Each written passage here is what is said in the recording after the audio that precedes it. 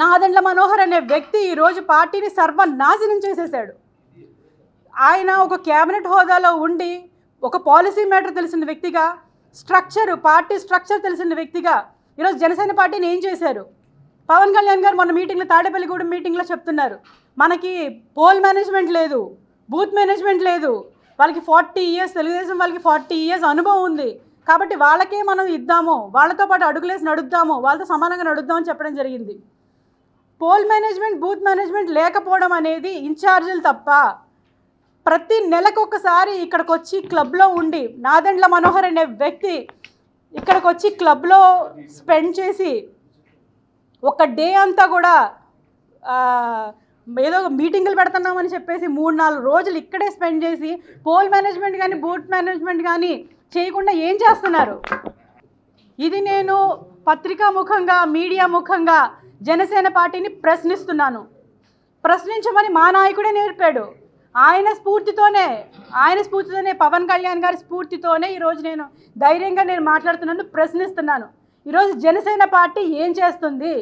Poll management, booth management లేకుండా దశాబ్ద కాలంగా పార్టీలో ఉన్నారు కదా ఆయన, దశాబ్ద కాలం పార్టీని నడిపారు కదా ఆయన. ఇప్పటికీ కూడా పోల్ మేనేజ్మెంట్, బూత్ మేనేజ్మెంట్ లేదు అంటే ఎవరి వైఫల్యం కారణం ఇది? ఖచ్చితంగా పవన్ కళ్యాణ్ గారు, నాదెండ్ల మనోహర్ గారు కూడా ఇందులో దీనికి సమాధానం చెప్పి తీరాలి.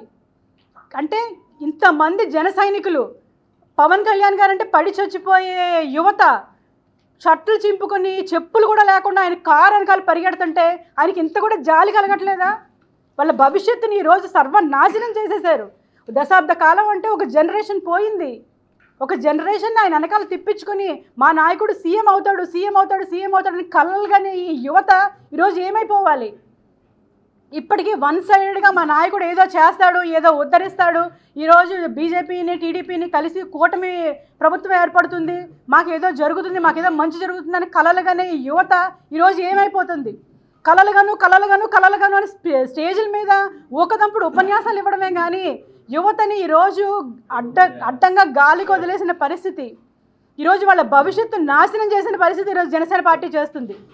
వీళ్ళంటికి చెలించి ఇంకా ఉండలేక, నాదెండ్ల మనోహర్ గారు చేసిన అకృత్యాలు చూడలేక, పవన్ కళ్యాణ్ గారు చుట్టూ ఉన్నటువంటి మనుషులు, హరిప్రసాద్ గారు, రాజకీయ కార్యదర్శి హరిప్రసాద్ గారు, అదేవిధంగా చక్రవర్తి, అదేవిధంగా కేకే, వీళ్ళందరూ మనుషుల్ని ఇలా దగ్గరికి రానివ్వరు. పవన్ కళ్యాణ్ గారి దగ్గరికి ఏదైనా చెప్దామన్నా, ఏదైనా చేద్దామన్నా సరే ఈరోజు పరిస్థితి లేదు. అక్కడ ఎంతసేపు ఒక క్వార్టరీ ఒకటి మెయింటైన్ చేస్తారు, ఒక కాపు క్వార్టరీ మెయింటైన్ చేస్తారు.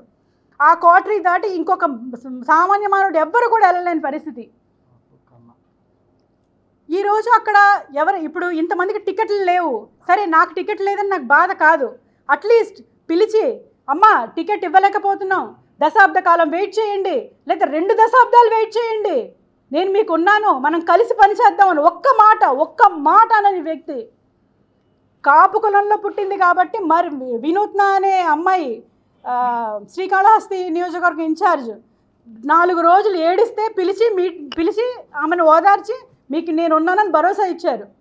నెల రోజుల నుంచి కన్నీటికి మున్నిటికి ఏకదాటిగా ఏడుస్తున్న పితాని బాలకృష్ణ గారిని ఎందుకు పిలవలేదు? ఇప్పుడు దాకా సరోజాని పిలవలేదు, ఓకే, పితాని బాలకృష్ణని ఎందుకు పిలవలేదు అంటే కేవలం బీసీ సామాజిక వర్గం, సెట్టిపల్లి సామాజిక వర్గం చెందిన వాళ్ళు కాబట్టే మమ్మల్ని ఇంత చిన్న చూపు చూస్తున్నారు.